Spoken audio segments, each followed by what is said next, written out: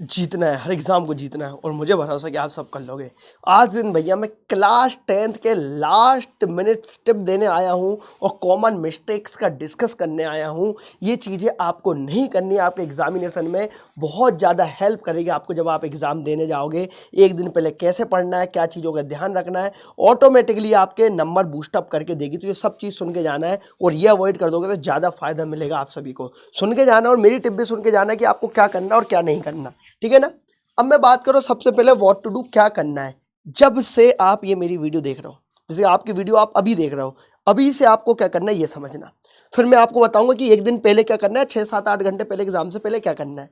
मैं बोल रहा हूँ अभी से क्या करना, फेज 1 की बात कर रहा हूँ। सिर्फ फॉर्मूले रिवाइज करना आपको, है ना। जो चैप्टर से ज़्यादा क्वेश्चन आए उनको रिवाइज करना है और हर चैप्टर के स्टैंडर्ड 3 4 क्वेश्चन सॉल्व करना है। इसका मतलब क्या हुआ, मेरी बात समझना। फॉर्मूला रिवाइज करना है क्योंकि आप ज़्यादातर फॉर्मूले गलती करते हो। साथ ही मैंने बोला कि जो चैप्टर से ज़्यादा क्वेश्चंस आते हैं, जहाँ से ऑब्जेक्टिव ज़्यादा आते हैं, जहाँ से ज़्यादा क्वेश्चन देखने को मिलते हैं, उनको आप पहले रिवाइज करोगे। और बच्चे बोलते हैं कि सर हम रिवाइज करते टाइम क्वेश्चन सॉल्व कितने करना पड़ते हैं। मैंने बोला 3 4 स्टैंडर्ड क्वेश्चन सॉल्व कर लो जो लगातार पूछे जाते हैं, आप उनको सॉल्व कर लेना। साथ ही मैंने बात करी नाइट बिफोर एग्जाम, एग्जाम की एक रात पहले की बात कर रहा हूँ, एग्जाम के पहले के कुछ समय की बात कर रहा हूँ, है ना। कोई नया कंसेप्ट और कोई नया चैप्टर आपको नहीं पढ़ना है। साथ में मैंने बोला सिर्फ फॉर्मूला सीट देखो बस। और सबसे इंपॉर्टेंट बात बोल रहा हूँ, सभी बच्चों से बोल रहा हूँ कि आपको कम से कम आपको 20 मिनट लगेगा, ये चीज़ें जरूर कर लेना सभी। मैंने क्या बोला, ब्लैंक पेज उठाना, सारे फॉर्मूले लिख कर देख लेना और उसके बाद आप फॉर्मूला सीट से चेक कर लेना कि आपके सारे फॉर्मूले सही लिखे हैं आपने या नहीं लिखे, ठीक है ना। चलो आगे की बात कर रहा। अब मैं बात कर रहा हूँ टॉप मिस्टेक्स की जो रेगुलरली होती है बच्चों से, वो ध्यान देना है ना। ये आपको आंसर राइटिंग करते टाइम ध्यान रखना है। सबसे पहले मैंने बोला बेटा प्लस माइनस का सबसे ज्यादा ध्यान रखना है। इक्वेशन शिफ्ट करते हैं आप, जब समीकरण एक वैल्यू को दूसरी जगह शिफ्ट करते हो, इक्वल टू के इधर शिफ्ट करते हो, तब आप प्लस माइनस में ज्यादा कंफ्यूज हो जाते हो। और ज्यादातर बच्चों को गलती बेटा प्लस माइनस में ही होती, क्लास 10th को उठा के देख लो। साथ में मैंने क्या बोला, फॉर्मूले में भी गलती करते हो आप प्लस माइनस की, वो भी मत करना। और सबसे मेन इंपॉर्टेंट बात, चैप्टर 12 की बात कर रहा हूँ, 9 की बात कर रहा हूँ, 13 की बात कर रहा हूँ, चैप्टर पे ध्यान देना। मैंने बात करी स्टैटिस्टिक्स सांख्यिकी चैप्टर की बात कर रहा हूँ, सम एप्लीकेशन ऑफ ट्रिग्नोमेट्री की बात कर रहा हूँ, त्रिकोणमिति के कुछ अनुप्रयोग वाले चैप्टर की बात कर रहा हूँ। और साथ में मैंने वक्र पृष्ठीय क्षेत्रफल वाली जो चीज देखी ना, पृष्ठीय क्षेत्रफल आयतन वाला, सरफेस एरिया वॉल्यूम, उन 3 चैप्टर की बात कर रहा हूँ। यहाँ बच्चे ज्यादातर डायग्राम गलत बना देते हैं। डायग्राम सबसे मेन बात है, डायग्राम ही गलत बना देते हो। क्वेश्चन आप पूरा सॉल्व करते हो सही, स्टेप्स आप पूरी सही लिखते हो, सब कुछ सही करते हो, आंसर भी बिल्कुल सही निकालते हो, लेकिन सबसे स्टार्टिंग में आप गलती कर देते हो, वो गलती करते हो आप डायग्राम बनाने में। और सेकंड गलती सबसे ज्यादा होती है, ये पॉइंट को मैं बिल्कुल महा इंपॉर्टेंट बोलूंगा, इस चीज का आप ध्यान रखना कि आप डायग्राम बनाओ तो एक बार तुरंत रीचेक कर लेना डायग्राम को कि सही बना कि नहीं बना। फॉर्मूला आप अच्छे से देख लेना कि फॉर्मूला तो आप गलत नहीं लगा रहे हो। फॉर्मूला ज्यादातर बच्चे गलत लगाते हैं, 2 पाई r² की जगह 2 पाई r h लिख देते हैं, ये थोड़ा ध्यान रखना। और कैलकुलेशन मिस्टेक्स तो भैया सभी बच्चे करते हैं, ये तो ज्यादातर ऑल सभी बच्चों से होती, तो आप करना। कैलकुलेशन मिस्टेक के लिए मैंने आपसे हमेशा बोला है कि बेटा आप कौन से स्टेप करोगे, बेबी स्टेप्स करोगे, छोटी छोटी स्टेप सारी लिख के चलोगे, या सुन लो, ठीक है ना। कैलकुलेशन मिस्टेक्स पे ध्यान देना। ज्यादातर आपके सरफेस एरिया वॉल्यूम वाले चैप्टर, मतलब चैप्टर नंबर 13 में आप ज्यादातर ये वो चीजें करोगे और 12 में ज्यादातर यही चीजें की मिस्टेक्स करोगे। साथ में मैंने बोला बेटा कोऑर्डिनेट ज्योमेट्री, निर्देशांक ज्यामिति में आप क्वेश्चंस नहीं पढ़ते हो सही से, ये ध्यान रखना। निर्देशांक ज्यामिति में क्वेश्चन सही से नहीं पढ़ते हो तो उसकी वजह से आप गलती कर लेते हो। और मेन इंपॉर्टेंट चीज, आपको स्टेप्स कभी भी स्किप नहीं करनी है, सारी स्टेप्स पूरी लिखना है, उससे आपकी कैलकुलेशन मिस्टेक्स भी कम होगी। रब वर्ग सही से नहीं दिखाना, जहां पे हो सके आपने बहुत बड़ी कैलकुलेशन एक साथ करके अगले स्टेप में लिख दी है ना, तो आप क्या करना, वहां पे रब वर्ग भी साइड में शो कर देना, भले पेंसिल से सॉल्व करना। फिर मैंने बोला रीचेक नहीं करना। अब मेरे बच्चे रीचेक नहीं करते हैं, मैं आपको 2 तरीके दे रहा हूँ रीचेक का। पहला तरीका कब रहेगा, जब आपने क्वेश्चन पूरा सॉल्व कर लिया, 10 सेकंड एक बार नजर घुमा लो, क्या मैंने सही सही चीज करी सारी।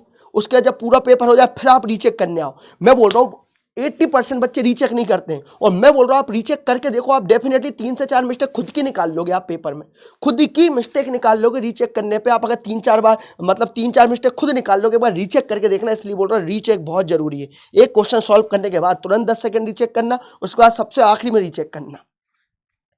अब मैं कुछ कॉमन मिस्टेक्स की बात कर रहा हूँ, ये चीज का जरूर ध्यान रखना। आजकल के पीढ़ी ज्यादातर ये चीजें कर रही है।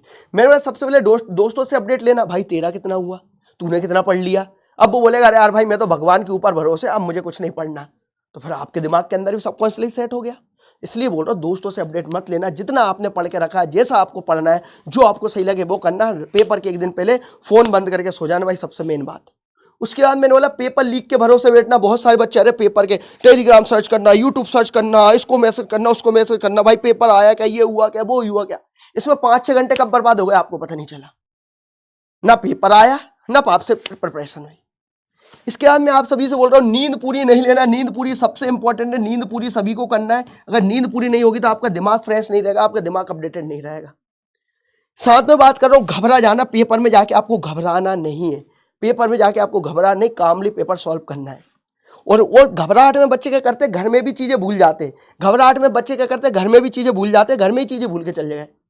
उसके बाद मैंने बोला रास्ते में कॉपी में से पढ़ना। भैया रास्ते में जाते जाते कॉपी में से कुछ नहीं पढ़ना आपको। पता चल रास्ते में जाते जाते कॉपी में से आप चीजें पढ़ रहे हो, नहीं।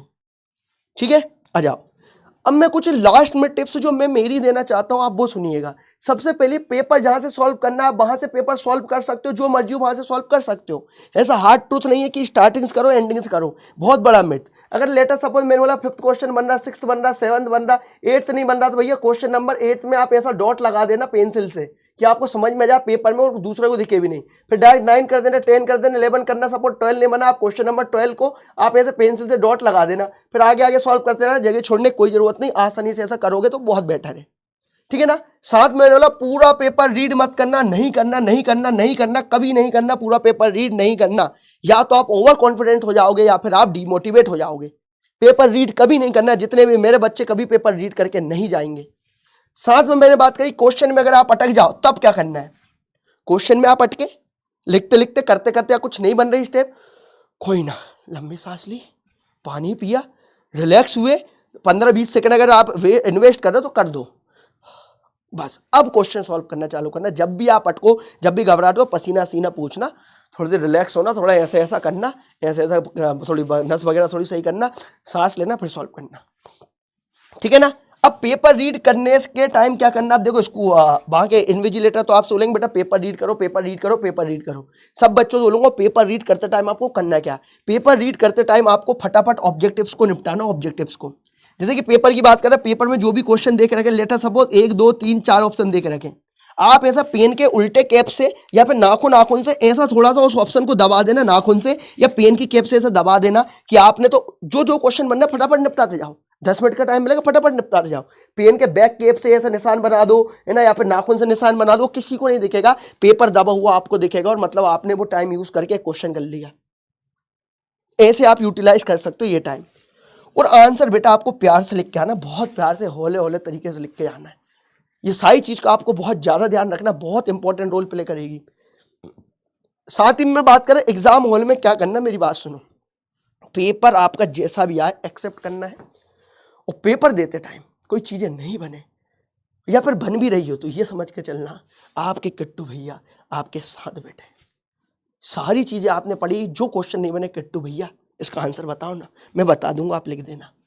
और एग्जाम हॉल से जब बाहर आओगे आपके चेहरे पे हंसी रहेगी, ये मैं दावा दे रहा हूँ, आपके चेहरे पे हंसी रहेगी। सभी से बोलूंगा आपने तैयारी बहुत अच्छे से करी, और अच्छे से जी जान लगा देना, फोड़ देना। आखिरी एग्जाम है क्लास 10th का, फोड़ के आना, मजे करके आना। सभी से बोलूंगा भैया ऑल द वेरी बेस्ट, और सभी से एक ही बात बोलूंगा, आपका पेपर बहुत अच्छा जाए। मैं यही सभी से रिक्वेस्ट करूंगा, भगवान से प्रार्थना करूंगा कि सबका पेपर अच्छा जाए।